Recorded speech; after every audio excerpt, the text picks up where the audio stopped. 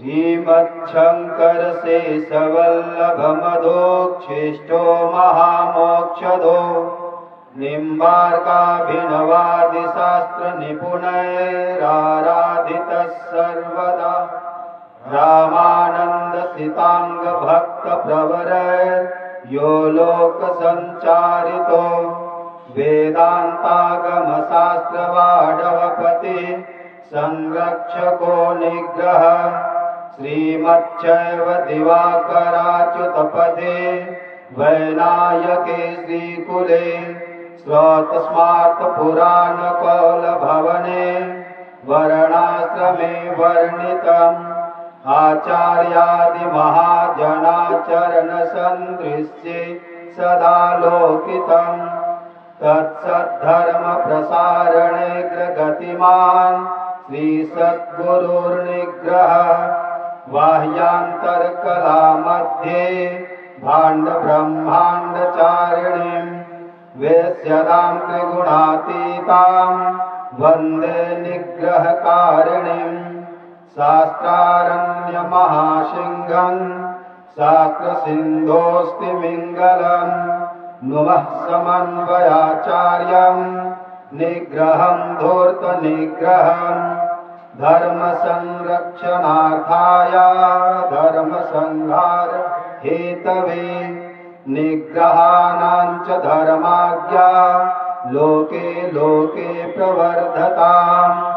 प्रेम से बोले गणेश महाराज की, बोले जगत जननी माता की, बोले शंकर भगवान की, सियावर रामचंद्र की, पवन सुत हनुमान की।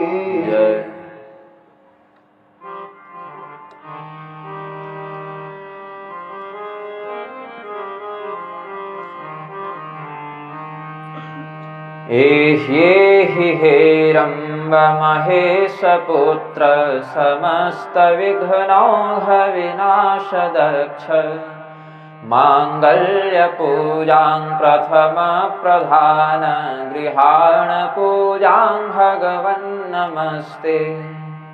त्वं वैष्णवी शक्तिरनंत वीर्या विश्वस्य बीजं परमासि माया सम्मोहितं देवि समस्तमेतत्त्वं वै प्रसन्ना भुवि मुक्तिहेतु नीलाम्बुजश्यामलकोमलाङ्गं सीतासमारोपितवामभागं पाणौ महासायकचारुचापं नमामि रामं रघुवंशनाथम्। उल्लङ्घ्य सिन्धोः सलिलं सलीलं यशोकवह्निं जनकात्मजायाः आदाय तेनैव ददाह लङ्कां नमामि तं प्राञ्जलिराञ्जनेयम्। नृपालिमौले व्रजरत्नकान्ति सरेद्विराजझषकन्यकाभ्याम् नृपत्वदाभ्यां नतलोकपङ्क्ते नमो नमः श्रीगुरुपादुकाभ्याम्। मन्दारमालाकुलितालकायै कपालमालाङ्कितशेखराय दिव्याम्बरायै च दिगम्बराय नमः शिवायै च नमः शिवाय। प्रेम से बोलिए आनंद कंद भगवान की। भगवान नाम संकीर्तन करें। श्री राम जय जय राम, श्री राम जय जय राम, श्री राम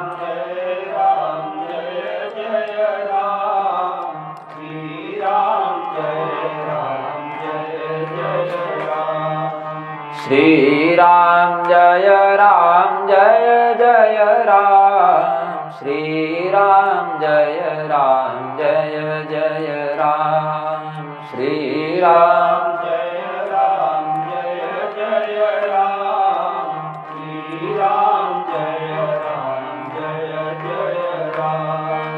श्री राम जय जय राम, श्री राम जय जय राम, श्री राम जय जय राम श्री राम जय जय राम श्री राम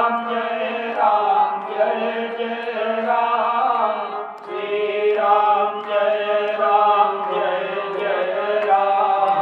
श्री राम जय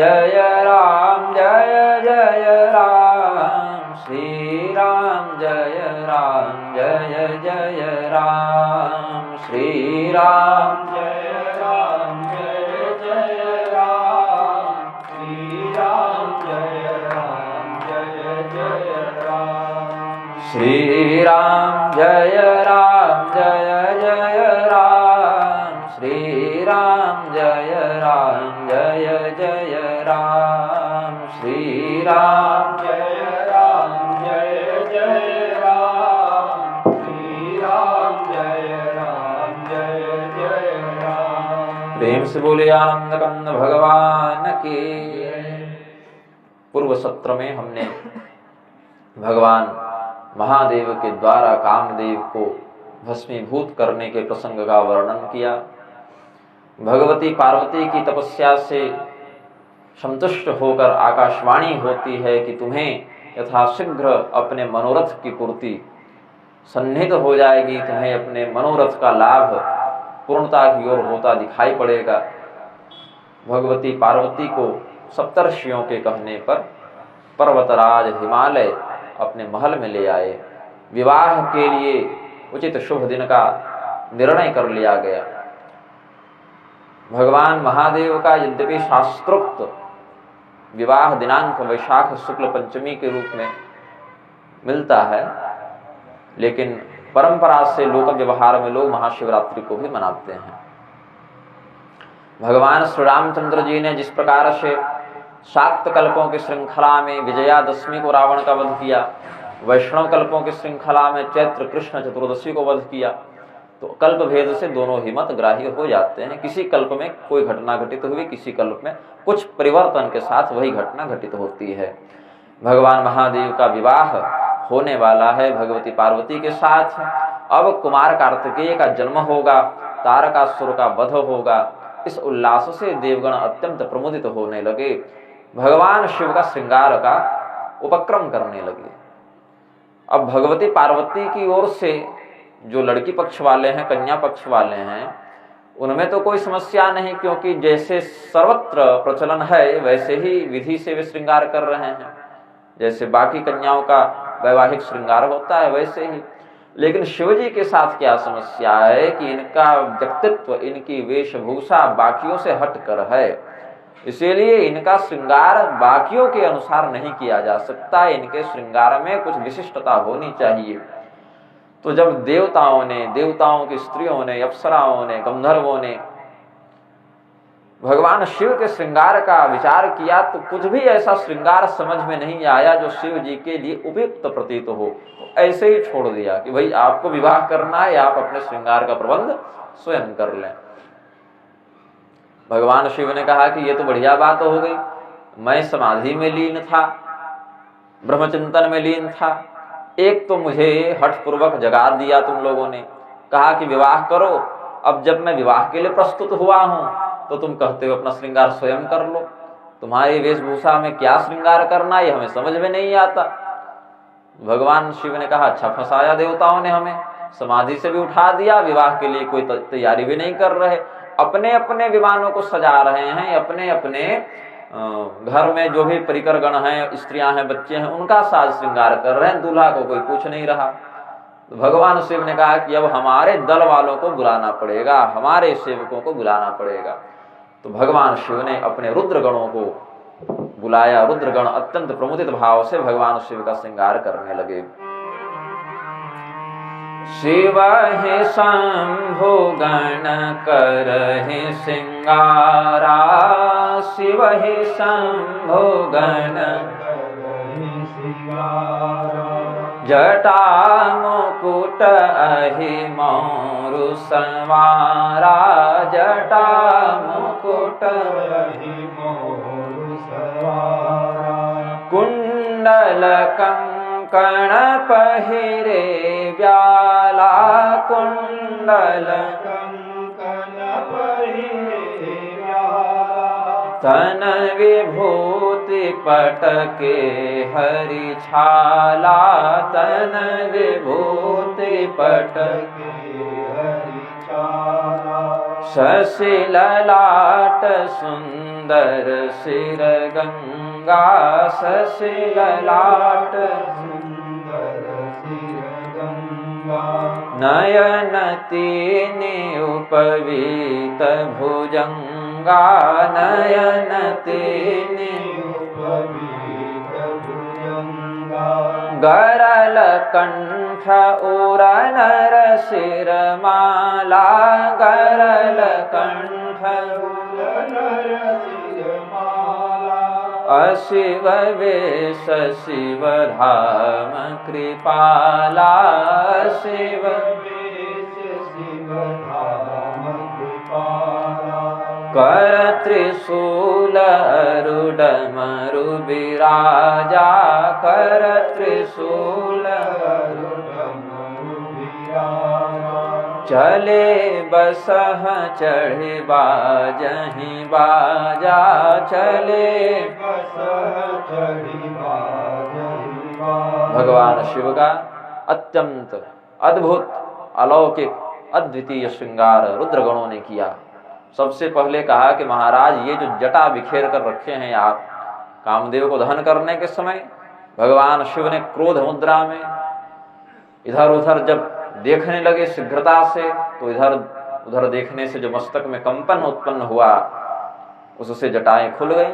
तो कहा पहले महाराज इसको समेटो, ये जटाएं बड़ी विशाल विशाल हैं, ये आपकी पहले इसको समेट कर माथे में सजा देते हैं तो बाकी शरीर में हमें श्रृंगार करने में सुविधा होगी। तो भगवान शिव ने कहा कि यदि जटा समेट कर ऊपर कर दोगे तो दूल्हे का मुकुट कहाँ जाएगा? बोले इसी को मुकुट मान लीजिए प्रभु, भरत से क्या मुकुट लाना। अब जटा हटाओ तो मुकुट लगे, तो मुकुट एक दिन पहनने के चक्कर में आपकी आदिकाल की जटा क्यों हटाएं, इसी को हम मुकुट बना देते हैं। एक दिन के चक्कर में क्या जटा हटानी। तो भगवान ने कहा चलो ठीक, तो उसी को विचित्र विचित्र शोभायमान आकृतियों से युक्त करके जटा का ही मुकुट बना दिया रुद्रगणों ने। फिर कहा कि महाराज अब कुंडल कंगन इत्यादि पहनना है। बोले यहाँ कैलाश में तो कुछ उपलब्ध है नहीं, जो मिले उसी से श्रृंगार कर दो। तो जो सर्प बिच्छू इत्यादि कुंडल कंगन इत्यादि की आकृति को धारण कर सकते थे उन्हीं का आश्रय लेते हुए सर्प बिच्छू इत्यादि के माध्यम से भगवान के आभूषणों के स्थान पर उन्हीं को नियुक्त कर दिया गया। बोले बाबा वस्त्र पहन लेते। बाबा बोले वस्त्र पहनने के लिए वस्त्र होना चाहिए, वस्त्र तो है नहीं अपने पास, क्या करें। बोले कि वो मृगचर्म है आपका। मृगचर्म तो है, ठीक है, व्याघ्र चर्म, मृगचर्म, गज चर्म, ये सब भगवान शिव धारण करते हैं। गजासुर को मारा तो गज चर्म और मृगचर्म और व्याघ्र चर्म ये सब धारण करते हैं। बाघंबर को क्या करें? बोले इसको लपेट लीजिए, तौलिया लपेटते हैं उतना भी चलेगा काम, लपेट कर एक सर्प से उसको बांध दिया। बोले कि यहीं पर स्थित रहना, तुम हिले तो पूरी दुनिया में समस्या हो जाएगी, दूल्हा बिना वस्त्र के ही निकल पड़ा विवाह के लिए। तो इसीलिए तुम्हारा जो कर्तव्य है बहुत महत्वपूर्ण है भाई, दुनिया इधर से उधर हो जाए, तुम इधर उधर मत होना। उसने कहा कि ठीक है, विचार करते हैं, प्रयास करते हैं, जहां तक होगा रहेंगे, सहयोग करेंगे, जो बन पाएगा करेंगे। भगवान शिव के आगे श्रृंगार के लिए बोले कि भगवान शिव के लिए अब क्या करें और इसमें क्या हो सकता है दूल्हे के लिए। बोले कि दूल्हे की रंगत को निखारना पड़ेगा। दूल्हा पहले से कर्पूर गौरव है, कर्पूर के समान गौर वर्ण का पहले से दूल्हा, उसको कितना गोरा बनाओगे। बोले ये तो सामान्य अवस्था है ना, इसमें विशिष्टावस्था क्या है। बोले इसमें चिता के भस्म का लेप कर देते हैं तो यह शरीर भगवान का जो अभी कर्पूर गौर है वह और भी विशिष्ट रजो भस्म से युक्त होकर, चिता रज से युक्त होकर और भी अधिक विकसित हो जाएगा, प्रफुल्लित हो जाएगा, गौर वर्ण का हो जाएगा। लेकिन गले पर मत लगाना, गले में कालकूट का वास है, उसकी जो नीलिमा है, उसमें जो नीलापन है, नीलकंठ भगवान का वह सौंदर्य अलग से पता चलना चाहिए। तो पूरे शरीर में चिताभस्म लगाना, किंतु कंठ को छोड़ देना, वह नीलापन जो है वह दिखना चाहिए ताकि भगवान की और विशिष्ट शोभा प्रतीत हो। बोले अब सब कुछ तो श्रृंगार हो गया, माला भी एक पहना देते अच्छा रहता। माला क्या पहनाए, इनको क्या पहनाए, कुछ ऐसा उपक्रम करें जो अद्वितीय हो, भगवान शिव की वेशभूषा के साथ जो संगत बैठ जाए। सब मैचिंग लगाते हैं ना, विवाह में जाने के समय लड़का हो या लड़की हो मैचिंग श्रृंगार करते हैं। बोले जब चिता की भस्म का इन्होंने अंगराग लगाया है तो नरमुंडों की ही माला इनको धारण करवानी चाहिए, तब शोभा अद्भुत होगी। भगवान शिव को नरमुंड की माला पहना दी गई। उन्होंने अपने हाथ में डमरू, त्रिशूल इत्यादि धारण कर लिए और नंदीश्वर पर बैठकर बोले चलो। बोले महाराज अभी कैसे चले, बारात आई नहीं है, दूल्हा पहले जा रहा है। बोले अच्छा बारात की भी तो आवश्यकता पड़ती है, बारात की प्रतीक्षा करते हैं। बारात आई और चली भी गई, शिव जी वहीं बैठे रह गए। चली क्यों गई बारात? क्योंकि जब देवताओं ने देखा भगवान शिव ऐसे अद्भुत रौद्र सौंदर्य से युक्त हैं, स्वरूप रुद्र का रौद्र है, किंतु यह इनका सौंदर्य प्रदर्शित कर रहे हैं अपने रौद्र रूप से, तो भगवान विष्णु ने कहा बर अनुहारी बरातन भाई, बर अनुहारी बरातन भाई, हंसी करई हहु पर पुर जाई, हंसी करे हम पर पुर जाई। विष्णु बचन सुन सुर मुस्काने, विष्णु बचन सुनि सुर मुस्काने, निज निज सैन सहित बिलगाने, निज निज सहित बिलगाने। भगवान विष्णु ने कहा कि बारात तो अद्भुत है ही, दूल्हा और भी अद्भुत है, किंतु हमारी बारात के अनुरूप दूल्हा नहीं है और दूल्हे के अनुरूप हमारी बारात नहीं है। इसीलिए जब हम हिमाचल राजा के यहाँ जाएंगे तो बड़ी हंसी होगी, दूसरे के शहर में जाना है, बहुत अद्भुत अपमान हो जाएगा, हमारा जगहसाई हो जाएगी कि इन लोगों का जो बाराती है और जो दूल्हा है उनके वेश में कोई तालमेल ही नहीं। तो ऐसा करो भाई, बाराती अलग ही अलग चलो, दूल्हा आना होगा, आएगा ही, विवाह उसी करना है, तो दूल्हा तो ऐसे भी जाने वाला है, तो हम उसके साथ जाकर क्यों उपहास के पात्र बने, हम लोग आगे आगे चलते हैं। शिव जी देखिए कि ये क्या बात होगी, नारायण आप आए तो अवश्य, लेकिन आपकी प्रतीक्षा में हम इतनी देर रुके रहे और आप आए और अकेले चले गए, हमें साथ में नहीं लिया। बोले महाराज बारात का प्रबंध भी आप ही कर लो। शिव जी बोले सारा प्रबंध हमसे ही करवा रहे हैं ये लोग, पहले का श्रृंगार आप ही कर लो, फिर कहा बारात भी आप ही कर लो। आप लोग क्या करने जा रहे हैं, केवल मिठाई खाने बारात की शादी में? बोले ठीक है, हमारे जितने रुद्रगण हैं जो संकोचवश छिपे हुए थे अभी तक की, इतनी सुंदर देवताओं की बारात में हम भूत प्रेत कहाँ पहुंच जाएं, बड़े बड़े देवता हैं वहां पर, हमें कौन पूछे, कोई घुसने दे कि नहीं दे अपने दल में। इस प्रकार से संकोच करते हुए जितने रुद्रगण थे, भूत प्रेत पिशाच इत्यादि, जो इधर उधर छिपे हुए थे, जिनके हृदय में ललक थी भगवान के बारात में जाने की, किंतु भयवश संकोचवश नहीं कह पा रहे थे, उन पर कृपा करते हुए भगवान शिव ने आदेश दिया नंदी को, भृंगी को कि सबको बुलाओ, हमारे जिस जिस रुद्रगण को बारात जाने की इच्छा है सबों का स्वागत है, सब आ जाओ। तो कौन सा ऐसा रुद्रगण होगा जो भगवान की बारात में न जाना चाहे? बोले महाराज हम भी चलेंगे, महाराज हम भी चलेंगे। और पल भर में संपूर्ण विश्व के जितने भूत प्रेत पिशाच ब्रह्म राक्षस बेताल चेटक यक्षिणी योगिनी जो भी थे, सब के सब भगवान रुद्र के इस आदेश को सुनकर वहां उपस्थित हो गए। तन खीन को अति पीन पावन को पावन गति धरे, भूषण कराल कपाल कर सब सब्ज शोणित तन भरे, खर स्वान सुवर श्रीकाल मुख गण वेश अगणित को गणे, बहुजिन सप्रेत पिशाच योगी जमात बरनत नहीं बने, बहुजिन सप्रेत पिशाच जोगी जमात बरनत नहीं बने। नाच ही गावहि गीत परम तरंगी भूत सब देखत अति विपरीत, बोलहि वचन विचित्र विधि।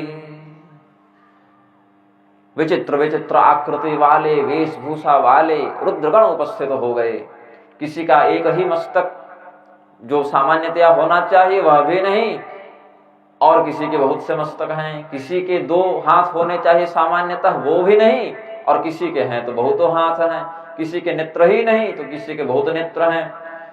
कोई बहुत ही अधिक लंबा है, कोई बहुत ही अधिक बौना है, कोई बहुत ही अधिक मोटा है, कोई बहुत ही अधिक पतला है। बोले जब सभी रुद्रगण आ गए, बोले कुछ जैसे आज के बारात में पूछते हैं कुछ चाय नाश्ता का इंतजाम किए हो, कुछ चाय नाश्ता कराओ। तो सारे बाराती शिव जी के यहाँ आ गए। बोले कुछ चाय नाश्ता हो जाए फिर आगे बढ़ेंगे। तो भूत का चाय नाश्ता क्या हो, रुधिरपान करते हैं प्रेत पिशाच। तो कर सब सद्य शोणित तन भरे, अपने अपने हाथ में कपाल धारण किए हुए थे, उसमें रक्त भरा था। बोले इसी को पियो और आगे बढ़ो, अब यही मिलेगा यहाँ पर। अब प्रेतों का यही आहार है, इसीलिए उन्हें दोष नहीं है, इसीलिए इसमें दोष दर्शन नहीं करना चाहिए, क्योंकि प्रकृति ने उनके लिए वही आहार निश्चित किया है। जिस प्रकार से गौ के लिए घास है, सिंह के लिए मांस है, मच्छर के लिए खून है, मनुष्य के लिए अन्न है। प्रकृति ने एक निश्चित आहार सबका बता दिया है, इसलिए प्रेतों का रक्तपान भी यहाँ पर अशोभनीय नहीं हुआ, अमंगलकारी नहीं हुआ। भगवान शिव का जो श्रृंगार बाहर से अमंगलकारी प्रतीत होता भी है, तो भगवान शिव के शिवत्व के कारण वह मंगलमय हो जाता है। श्मशाने स्वाक्रीड़ा स्मरहर पिशाचा सहचरा, चिताभस्मालेपस्रग पिनृकरोटि परिकर, अमंगल्यं शीलं तव भवतु नामैवमखिलं, तथापि स्मर्तॄणां वरद परमं मंगलमसि, तथापि स्मर्तॄणां वरद परमं मंगलमसि। श्मशान में रहने के बाद भी, हे कामदेव को भस्म करने वाले महादेव, श्मशान में रहने के बाद भी, भूत प्रेतों के साथ, पिशाचों के साथ रमण करने के बाद भी, नृत्य करने के बाद भी, क्रीड़ा विलास करने के बाद भी, चिता भस्म इत्यादि से स्वयं को अलंकृत करने के बाद भी, मनुष्य के नरमुंडों की माला धारण करने के बाद भी, इतने अमंगलकारी तत्वों से घिरे होने के बाद भी आपका जो केवल नाम मात्र है शिव शिव शिव, इस प्रकार से वह नाम ही संपूर्ण मंगल को प्रदान करने वाला बन जाता है। जो आपका स्मरण करते हैं, जो आपके नाम का उच्चारण करते हैं, ऐसे भक्तों के लिए आपका वह स्वरूप, आपका वह नाम ही संपूर्ण प्रकार के मंगल को प्रदान करने वाला हो जाता है। यह भगवान शिव का बाहर से जो अमंगल वेश था, अशिव वेश, शिव धाम कृपाला। भगवान शिव आगे आगे, भगवान शिव पीछे पीछे, उनके बारात सब चले। देवताओं का दल कुछ पहले ही आगे जा चुका था। जब ये हिमालय महाराज के नगर तक पहुंचे, इनके स्वागत के लिए उस नगर के वृद्धजन, गणमान्य जन आए हुए थे। भगवती का विवाह होने वाला है, यह मंगल उत्सव की वेला है, ऐसा जानकर समस्त रिद्धि सिद्धियां भगवती की सेवा में स्वयं प्रस्तुत हो गईं। किसी को कोई प्रबंध करना नहीं पड़ रहा है, मानो सब प्रबंध स्वयं हो जा रहा है। सब सजावट, सब श्रृंगार, सब शोभा स्वयं हो जा रही है। जैसे सूर्योदय के होने पर अंधकार को हटाने के लिए परिश्रम नहीं करना पड़ता, अंधकार स्वयं हटने लगता है, प्रकाश स्वयं प्रस्फुटित होने लगता है। उसी प्रकार से भगवती के विवाहोत्सव में समस्त रिद्धि सिद्धियां, दिव्य शक्तियां स्वयं सारे कार्य को संपादित कर रही थीं। बारात के आगमन की सूचना मिलने पर 2 प्रकार के लोग गए बारात देखने के लिए। एक तो जो बड़े बूढ़े थे, बड़े बूढ़े अगवानी करने के लिए गए, और दूसरे छोटे बच्चे बारात देखने जा रहे हैं, बारात देखने जा रहे हैं, इसकी उत्सुकता में गए। जो मध्य आयु के लोग थे वे सब इधर उधर के प्रबंध में लगे हुए थे। महाराज हिमालय के यहाँ इतना बड़ा उत्सव है, पुत्री का विवाह है, नगर की व्यवस्था में लगे थे। बाकी लोग, बूढ़े और बच्चे, ये बारात के लिए चले गए सामने। अब जब तक देवताओं का दल आया तब तक तो सबको बड़ी प्रसन्नता हुई। देवताओं के स्वरूप को देखकर इंद्र, वरुण, कुबेर, चंद्रमा, यमराज भी हैं तो उस दिन धर्मराज के रूप में थे, सुंदर वेश में थे। बड़े बड़े देवताओं को अपने आंखों के सामने प्रत्यक्ष पाकर उनका स्वागत करके, उनकी अगवानी करके हिमालय के वासी बड़े धन्य अनुभव करने लगे। भगवान नारायण का दर्शन करके तो अत्यंत कृतकृत्य हो गए। फिर कहा कि जो इस बारात का मुखिया है वो दूल्हा कहाँ है भाई? अभी तक तो केवल बाराती आ रहे हैं, बाराती आ रहे हैं। बोले दूल्हा भी आ जाएगा, जब तक दूल्हा नहीं आया हमारा स्वागत आप कर लें, क्योंकि दूल्हा आ जाएगा तो फिर स्वागत तो कोई करेगा नहीं। दूल्हे का यूनिफॉर्म कुछ और है यहाँ पर, तो आप हमारा स्वागत करें। दूल्हे की क्या बात है, दूल्हा तो आ ही जाएगा, विवाह उसी का है, वो कहाँ भागा जा रहा है। तो सभी देवताओं का स्वागत हुआ, सभी लोगों ने अपना अपना स्थान ग्रहण किया। उतनी ही देर में भगवान रुद्र का भी दल आ पहुंचा।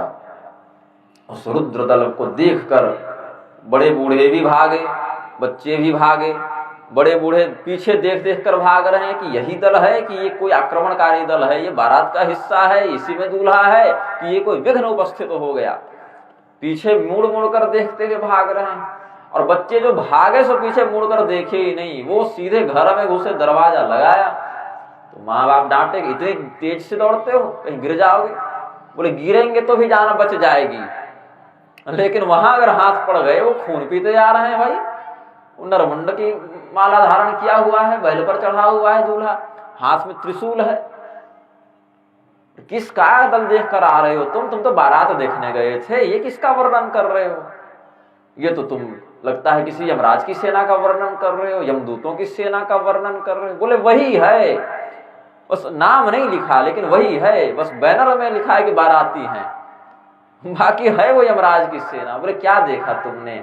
तो बालकों ने वर्णन किया। तन छार ब्याल कपाल भूषण नगन जटिल भयंकरा संग भूत प्रेत पिशाच जोगिन विकट मुख रजनी चरा जो जिय तरह बरात देखत पुण्य बढ़ते कर सही देखी सो उमा विवाह घर घर बात असिलर कन कही देखी सो उमा विवाह घर घर बात असलर कन कही। बोले बाराती से पहले दूल्हे के बारे में सुनो, क्योंकि दूल्हा जैसा है बारात भी बिल्कुल उसी के अनुरूप है। बोले दूल्हे का ही वर्णन करो पहले, ज्यादा उत्सुकता है भाई। पार्वती ने इतनी कठोर तपस्या करके उन्हें प्राप्त किया है, तो उनमें क्या विशिष्टता होगी, सबों को जिज्ञासा थी। क्योंकि देवर्षि नारद ने परिहस्त असरेख भविष्यवाणी कर चुके हैं कि जो अगुण अमान से युक्त हैं, माता पिता से विहीन हैं, उदासीन हैं, हर संशय से छीन हैं, ऐसे ही इसके पति होंगे, ऐसा पहले ही वर्णन कर चुके हैं देवर्षि नारद।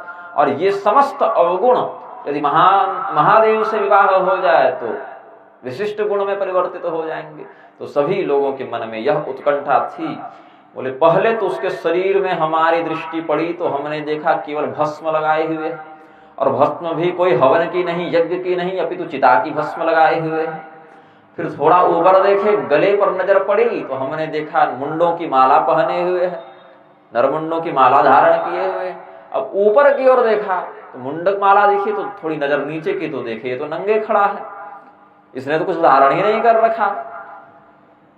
जो मृगचर्म पहनाया था, व्याघ्र चर्म इत्यादि लपेटा था रुद्रगणों ने, और जिस सांप को जिम्मेदारी दी थी, ड्यूटी दी थी कि देखो तुम हिलना मत, तो भगवान विष्णु जब आए गरुड़ पर बैठ कर, तो गरुड़ जी ने इसको देखा, इसने गरुड़ जी को देखा, उसके बाद सीधे किनारे खसक लिया। बुरे आपन तेज समारोह आप, हम नहीं रहेंगे इसी बारात में। गरुड़ जी कहीं चाय नाश्ता के साथ हमको भी नूडल समझ के लिपट गए, तब होता है ना मैगी बनती है, तो हमारा क्या होगा, इनके बारात के चक्कर में हमारा श्राद्ध हो जाएगा। तो सर्पराज निकल गए थे। भगवान शिव को कोई मतलब नहीं, क्योंकि व्याघ्र चर्म, मृग चर्म, गज चर्म, इन चर्मत्रय को धारण करने वाले भगवान शिव वस्तुतः ऋग्वेद, यजुर्वेद, सामवेद आदि त्रय विद्या का ही वस्त्र धारण करते हैं, उनको बाहर से कोई मतलब नहीं। तो देह पर दृष्टि रखने वाला जीव है और तत्व पर दृष्टि रखने वाला शिव है। इसीलिए देहगत स्थिति से भगवान शिव को कोई अंतर नहीं था। बालकों ने आकर वर्णन किया, जब दूल्हे का हमने ऐसा स्वरूप देखा माता, तो बाहर इधर उधर जो अगल बगल थे उन पर नजर पड़ी तो देखते हैं भूत हैं, प्रेत हैं, पिशाच हैं, जोगिनी हैं, और कुछ तो राक्षस भी आ गए हैं जो शिव जी के भक्त थे। विकट मुख रजनी चरा, ये यद्यपि देवताओं की बारात होनी चाहिए, लेकिन भगवान शिव की तो आराधना राक्षसों ने भी की है। भगवान ने बोला चलो तुम्हें भी काट दिलवा देते हैं वहां से। देवताओं का वैवाहिक दल है, किंतु जो राक्षस शिव भक्त थे वे भी भगवान की बारात के लिए आ गए। शिव जी के लिए तो भक्त भक्त है, क्या देवता और क्या राक्षस, सबको ले गए। बोले हमने पूर्व काल में कोई बहुत बड़ा पुण्य किया था, जो इतनी विकट विकराल बारात को देखकर भी हम जीवित रह गए। अब हिम्मत नहीं कि आगे जाकर फिर देखें, और अगर बाहर निकल गए तो अब जीवित नहीं बचेंगे, अब इतनी क्षमता नहीं हमारे अंदर। पार्वती का विवाह देखना तो बहुत दूर की बात है। जो जीवित बचा पार्वती का विवाह देखा, समझो उसने बहुत बड़ा ही कोई पुण्य किया होगा, सामान्य स्थिति में तो संभव नहीं है। तो बोले अच्छा वो बारात है बाबू, वो कोई नरसंहार करने थोड़ी आ रहे, विवाह करने के लिए आ रहे हैं, चलो हम लोग साथ में चलते हैं। तो थोड़ा धैर्य धारण करके, हे प्रभु अपने भूत प्रेतों को थोड़ा कंट्रोल में रखिएगा, नियंत्रण में रखिएगा, हम आपका स्वागत करते हैं, आपके भक्त हैं, आपके शरणागत हैं। ऐसा कहते हुए भगवान की ओर बढ़े, तब तक दो चार भूत जय जय महादेव, हर हर महादेव, बम बम भोले, सब नारे लगाने लगे। फिर ये दो कदम पीछे हट जाए कि लगता है इनका तापमान बढ़ रहा है, इनका पारा हाई हो रहा है। अब भगवान शिव की ओर देखे कि प्रभु ये वाला ज्यादा चिल्ला रहा है, जरा इसको कहिए शांत रहने, अन्यथा कि हम लोग आरती तो कर लें आपकी, पूरी रात आपकी ही है, जितना नाचे गाएं, भगवान का विवाह है। भगवान शिव बोले अब पहली बार किसी के विवाह में इनको निमंत्रण मिला है, इनको अभ्यास नहीं है कि विवाह में व्यवहार कैसे किया जाता है। भूत प्रेत पिशाच इत्यादि नहीं आए, इसके लिए विवाह में रक्षोघ्न सूक्त का पाठ किया जाता है। ये हमारे इस पवित्र विवाह में भूत प्रेत इत्यादि तामसी शक्तियां न आ सकें, इसके लिए रक्षोघ्न सूक्त का आचार्यगण प्रयोग करते हैं। और यहाँ पर वह सूक्त पढ़ा भी जाएगा तो हमारे प्रभाव से इन पर काम नहीं करेगा इस बार, क्योंकि इन्हें निमंत्रण देकर बुलाया गया है, हम पहले नहीं बुला रहे थे। ये सब विष्णु भगवान का किया धरा है, हमें पहले ही साथ में लेकर चलते तो इनको हम लेकर नहीं आते, लेकिन भगवान ने वहीं पर कह दिया बर अनुहार बरात न भाई, तो हमने अपने अनुहार बारात बनवा ली। तो बारात जब बनवा ली तो इसका स्वागत करो। जब भगवती मैना ने सुना कि हमारे जामाता, हमारे दामाद दरवाजे पर आ गए हैं, उनका स्वागत करने के लिए अब जाना है, तो अपने कुल की महिलाओं को लेकर उनके स्वागत के लिए आगे गई।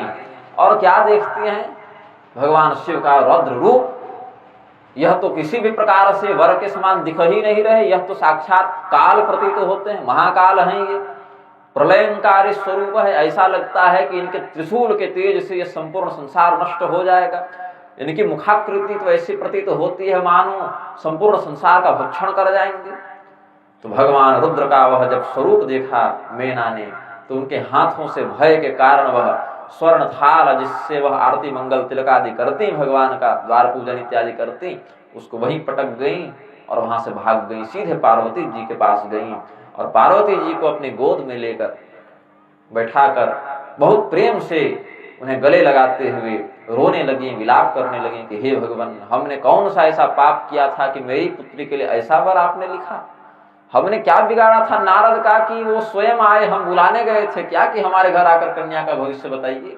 अरे वो आ गए तो हमने ऐसे पूछ दिया तो ऐसी कड़वी बात कौन बताता है? अरे बता भी दिया तो उपदेश कौन देता है कि जाकर तपस्या करो? किसी ने पूछा कि ये दूल्हा, ये रिश्ता कौन लेकर आए थे?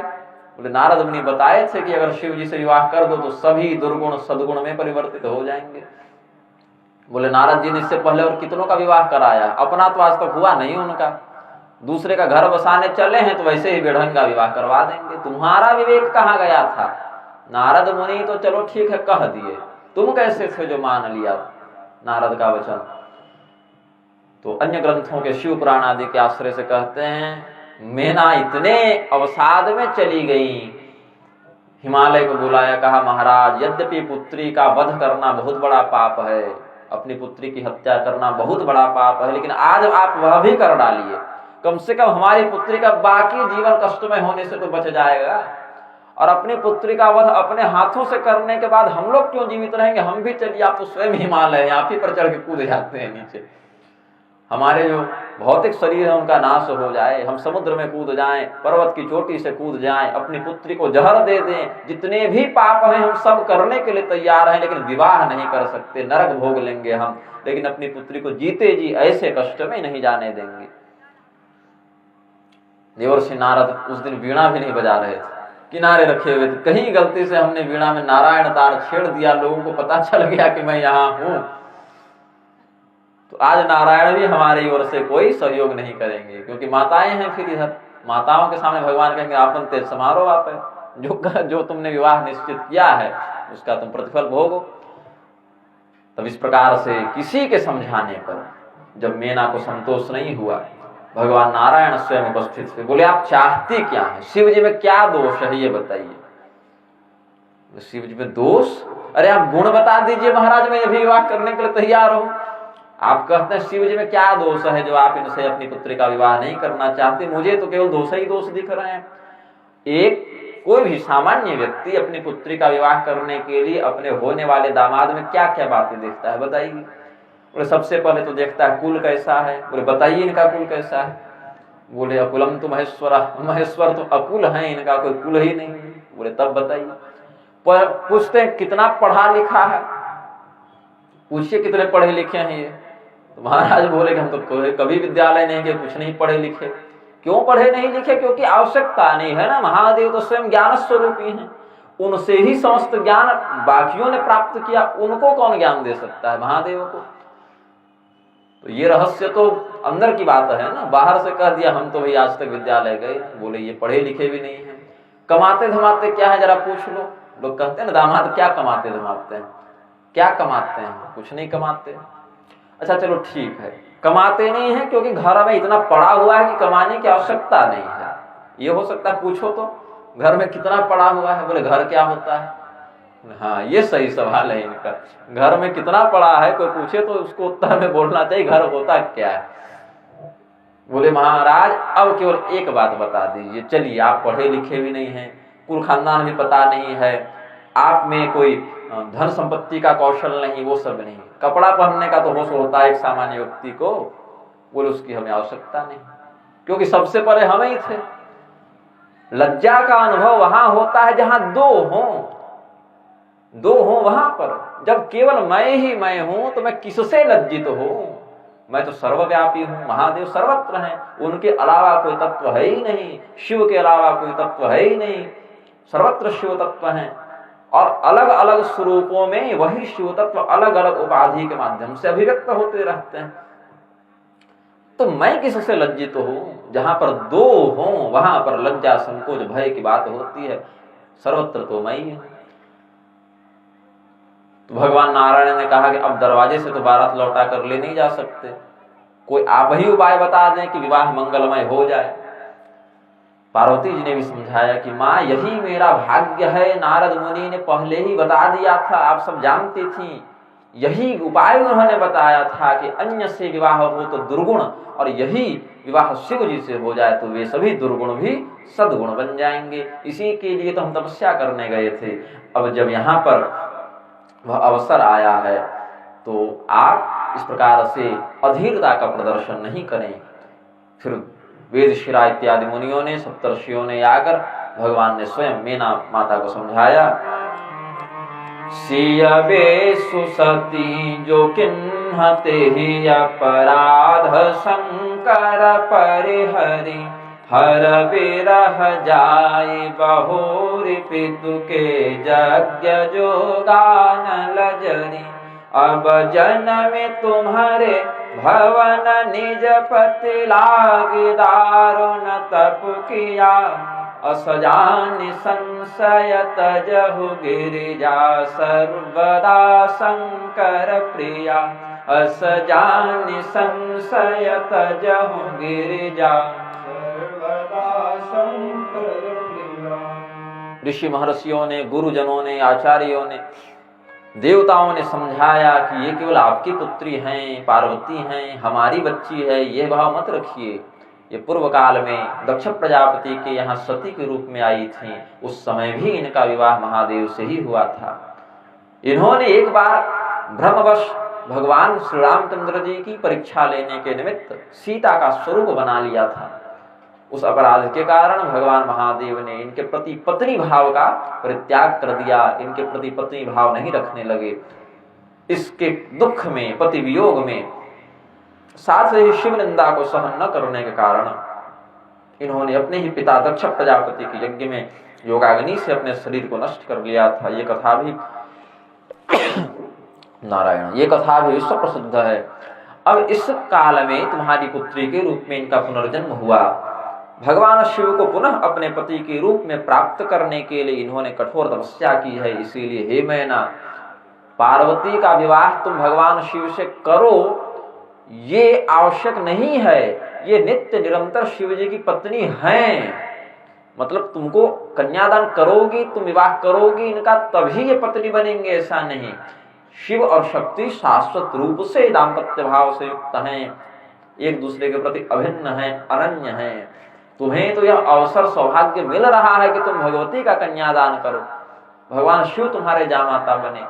इस पर तुम्हारा कोई नियंत्रण नहीं है। ये शाश्वत दंपति हैं, अनादि दंपति हैं। बोले अच्छा ये रहस्य है, लेकिन फिर भी प्रभु एक निवेदन मैं करूं। हाँ हाँ बोलिए। थोड़ा वेश बढ़िया बनवा दीजिए, अगर तो मुझे अपने अंदर से थोड़ी प्रसन्नता होगी। भगवान ने कहा अच्छा किस देवता के समान वेश बनाऊं ये बता दो आप जैसा कहेंगे मैं वैसा श्रृंगार करूंगा, उनका श्रृंगार अब मैं करूंगा। भगवान बोले वाह। अब जब बारात वापस लौटाने की बात हो गई, देवताओं को लगा अब खाना पीना कुछ मिलेगा नहीं, यहाँ चलो यहाँ से, यहाँ तो बहुत मामला बिगड़ रहा है। तब सभी देवता कहे अब हम श्रृंगार करेंगे, हम श्रृंगार करेंगे। उससे पहले कह दिया अपन श्रृंगार भी आप ही कर लो। तो भगवान शिव बोले कि चलो ठीक है, किस देवता के समान आप मुझे देखना चाहती हैं? बोले कि यहाँ तो सबसे सुंदर भगवान विष्णु हैं, तो भगवान विष्णु के समान आपका श्रृंगार हो जाए तो आनंद आ जाए। भगवान बोले इनका श्रृंगार हम स्वयं करेंगे। शिव जी का श्रृंगार भगवान नारायण ने किया, और इतना दिव्य श्रृंगार किया, इतना दिव्य श्रृंगार किया कि भगवान नारायण की शोभा भी उस दिन भगवान शिव की अपेक्षा कुछ लघुतर लगने लगी। यद्यपि तत्वतः दोनों एक ही हैं, लेकिन विवाह शिव जी का है उस दिन, इसीलिए उनकी प्राधान्यता वहां पर हो जाती है। भगवान शिव का जो श्रृंगार देखा लोगों ने, बोले महाराज इसी में रहने में क्या समस्या है, ये तो आपका बहुत बढ़िया स्वरूप है, आप इतने गजब लगते हैं, पता नहीं था। इसी स्वरूप में आप क्यों नहीं रहते? बोले इसी स्वरूप में रहेंगे तो तुम लोग तो बाकी पहले से इसी स्वरूप में हो, फिर उनका क्या होगा जिनको कोई नहीं पूछता? भूत प्रेत पिशाच बेताल, इनके लिए भी तो किसी को शरणदाता होना चाहिए, अन्यथा इन लोगों को शरण कौन प्रदान करेगा? ये लोग किसके गण बनेंगे? इन लोगों का उद्धार कैसे होगा? जो अमंगलकारी तत्व हैं उनका भी कुछ न कुछ सदुपयोग होता रहे, उनको भी कहीं न कहीं स्थान मिले। इसीलिए मैं विरक्त भाव का आश्रय लेकर स्मशान में ही निवास करता हूँ, अशुभ तत्वों के मध्य ही रहता हूँ, ताकि मेरे शिवत्व से युक्त होने में उनमें कुछ शुभत्व का वास हो जाए। भगवान शिव का अत्यंत दिव्य स्वरूप देखकर मीना के हृदय में जो चिंता भय शोक आदि व्याप्त थे वह दूर हो गए। अत्यंत मंगलमय विवाह दोनों का संपादित हुआ। भगवान शिव को जब कन्यादान करने लगे, संकल्प आदि शाखोच्चार आदि के समय पूछा कि दूल्हे का नाम क्या है? दूल्हे का नाम है महादेव। अच्छा पिताजी का नाम बताइए। भगवान शिव बोले पहले बता दिए मातु पितु ही नाम, और पिताजी का नाम पूछ रहे हैं। बोले महाराज नियम है, बोलना पड़ता है, किसी का नाम तो बताना पड़ेगा। बोले कि अब इस स्वरूप में तमोगुण का अधिष्ठान लेने के लिए हमने रुद्र ने ब्रह्म क्रोध का आश्रय लिया था, तो यद्यपि मैं तो अजन्मा हूं, लेकिन ब्रह्मा जी के क्रोध का आश्रय लेकर हमने स्वयं को प्रकट किया, तो बाप के नाम पर ब्रह्मा जी का नाम डाल दो। इस विधान से वो नियम पूरा हो जाएगा। बोले ठीक है महाराज। तो महादेव के पिता हो गए ब्रह्मदेव। बोले ब्रह्मदेव के पिता? ब्रह्मदेव बोले मैं भी स्वयंभू के नाम से प्रसिद्ध हूं, अब ही पैदा हो गए थे हम भी, लेकिन फिर भी भगवान विष्णु के नाभि कमल से उत्पन्न हुए हैं, तो भगवान विष्णु का नाम मेरे पिता के स्थान पर डाला जा सकता है। भगवान विष्णु का नाम दादा में डाल दिया गया। बोले अब एक पीढ़ी और बता दीजिए परदादा तक, इतना तो कम से कम करना चाहिए, 3 पीढ़ी का व्याख्यान होना चाहिए कम से कम। भगवान विष्णु भी देखे, बोले हम कहां से हुए भाई, हम तो कहीं से नहीं, हम कहां से होंगे। भगवान विष्णु बोले ना, हम तो है किसी के न कमल से उत्पन्न हुए, न किसी के क्रोध से उत्पन्न हुए, हम तो हम हैं, नित्य हैं। तो वेद भगवान से पूछा गया कि वेद ही बताएं, वेद ही बताएं कि भगवान विष्णु के पिता कौन है। वेद बोले अच्छा फंसाया हमें भाई, हम तो नेति नेति कहते थे आज तक। उन्होंने ध्यान लगाया, वेदों ने कहा उमा शंकर योर योगस्य योगो विष्णु रुच्यते। भगवान विष्णु हैं कौन? जब भगवती उमा, भगवती पार्वती और भगवान महादेव, ये जो 2 दिख रहे हैं ना अलग अलग, इनको एक कर दो, एकाकार कर दो, तो वही संयुक्त स्वरूप नारायण कहलाता है। रुद्र हृदय उपनिषद का वचन है, उमा शंकर योगो यः स योगो विष्णु रुच्यते। तो भगवान महादेव ही नारायण के पिता हो गए, क्योंकि शिव और शक्ति का सम्मिलित स्वरूप ही विष्णु हैं। तो बोले ठीक है, तो दूल्हे हो राजा के रूप में हो गए भगवान महादेव, उनके पिता ब्रह्मदेव, उनके पिता नारायण और उनके पिता फिर महादेव। उमा शंकर योगस्य योगो विष्णु रुच्यते, रुद्र हृदय उपनिषद में कहा। और रुद्र के हृदय में, रुद्रस्य हृदय विष्णु, भगवान विष्णु रुद्र के हृदय में, और विष्णुश्च हृदय शिव, विष्णु के हृदय में भगवान महादेव का वास शास्त्र निश्चित करते हैं। फिर इस प्रकार से शास्त्रोक्त विधान के आधार पर भगवान महादेव का मंगल विवाह पूर्ण हुआ। यद्यपि भगवान महादेव पूर्ण काम है, उन्हें किसी वस्तु की आवश्यकता नहीं, फिर भी लोक व्यवहार के निमित्त अपनी पुत्री पार्वती को, अपने जामाता शिवजी को नानाविध उपहार से समर्चित किया राजा हिमालय, भगवती मेना ने। और फिर सुंदर सुंदर मंगल गीतों से संस्तुत होते हुए भगवान भगवती पार्वती को लेकर कैलाश पर्वत की ओर वापस आ गए। जगु जान सन्मुख जन्म कर्म प्रताप पुरुषारथ महा, तेहि हेतु मैं वृष केतु सुत कर चरित संक्षेप ही कहूं। यह उमा शंभु विवाहु जे नर नारी कहि जे गावहि, कल्याण काज विवाह मंगल सर्वदा सुख पावहि, कल्याण काज विवाह मंगल सर्वदा सुख पावहि। प्रेम से बोलिए जगत जननी जगदम्बिके की, प्रेम से बोलिए भगवान महादेव की, प्रेम से बोलिए तारकांतक भगवान कार्तिकेय की। भगवान कार्तिकेय का प्रादुर्भाव हुआ। अच्छा, विवाह के समय एक बड़ी सुंदर घटना घटित हुई। भगवान शिव ने विवाह से पूर्व कहा गणपति जी का पूजन करो। बोले गणपति जी तो अभी आए नहीं है, अभी तो विवाह ही हो रहा है आपका। बोले यही तक कुतर्क किया था पिछली बार भी तुम लोगों ने, हमने पिछली बार भी कहा था, जब सती के रूप में इनसे मेरा विवाह हो रहा था तब भी कहा था गणेश जी का पूजन करो। तुम लोगों ने कहा भी गणेश जी आए कहाँ हैं, और वही गणपति का पूजन नहीं होने के कारण सती से मेरा वियोग हुआ, स्कंद पुराण के मानस खंड के अनुसार। इस बार वो नहीं होना चाहिए, इस बार पूजन कराओ। बोले महाराज जो है ही नहीं उसका पूजन कैसे करा दें। बोले ऐसा नहीं है, ब्रह्मणस्पति के पद पर प्रतिष्ठित जो हैं उनको गणपति कहते हैं। परब्रह्म के 5 स्वरूपों में एक गणपति भी हैं। इस संसार को संचालित करने के लिए 5 शक्तियों का आश्रय परब्रह्म लेते हैं। उत्पत्ति शक्ति, स्थिति शक्ति, संहार शक्ति, अनुग्रह शक्ति और निग्रह शक्ति, ये 5। तो उद्भव शक्ति का प्रयोग करने के लिए ब्रह्मा अथवा कभी हिरण्यगर्भ सूर्य के रूप में वह ब्रह्म स्वयं को प्रकट कर देते हैं, ईश्वर। वही ईश्वर इस सृष्टि का पालन करने के लिए स्थिति शक्ति का प्रयोग करके स्वयं को नारायण के रूप में प्रकट कर देते हैं। वही ईश्वर स्वयं को संहार रूपी क्रिया में प्रवृत्त करने के लिए शिव का, रुद्र का स्वरूप धारण कर लेते हैं। वही ईश्वर इस संसार पर कृपा करके उनके कार्यों को संपादित करने के लिए अनुग्रह शक्ति के माध्यम से गणपति के रूप में प्रकट होते हैं। और वही ईश्वर इस संसार में जो दुर्जन हैं, दुष्ट जन हैं, उन पर अनुशासन का अंकुश लगाने के लिए, उनको दंडित करने के लिए निग्रह शक्ति के माध्यम से दुर्गा का स्वरूप धारण करते हैं। तो गणपति, दुर्गा, सूर्य, नारायण एवं महादेव, इनमें तत्वतः कोई भेद नहीं देखना चाहिए। इनमें एक की भी व्यक्ति निष्ठापूर्वक आराधना करे तो सबकी आराधना हो जाती है, एक की भी निंदा कोई व्यक्ति करे तो सबकी निंदा हो जाती है, ऐसा समझना चाहिए। जिस प्रकार से एक ही व्यक्ति 5 कर्मों को करने के समय 5 उपाधि स्वरूप से युक्त हो जाता है, उसी प्रकार एक ही परम ब्रह्म उत्पत्ति, स्थिति, संहार, अनुग्रह और निग्रह, ये 5 कर्मों को करने के लिए ब्रह्मा अथवा सूर्य, नारायण, रुद्र, गणपति और दुर्गा के रूप में प्रकट होता है। इसमें निग्रह शक्ति प्रधान जो भगवती हैं, उन्हीं के संविधान में हमारा निग्रह संप्रदाय आता है, जिसके हम संप्रदायाचार्य हैं, निग्रहाचार्य हैं। ये 5 होते हैं परब्रह्म के रूप। बोले गणपति भगवान अभी भौतिक रूप से हमारे नेत्र के सामने प्रकट नहीं हुए हैं, लेकिन इसका अर्थ ये नहीं कि वो हैं नहीं। जैसे इस गांव में बहुत से लोग हैं जो यहाँ उपस्थित अभी नहीं हैं, तो उपस्थित नहीं है इसका अर्थ ये नहीं कि उनका अस्तित्व ही नहीं है, अपितु उनका अस्तित्व यहाँ से परोक्ष रूप में है।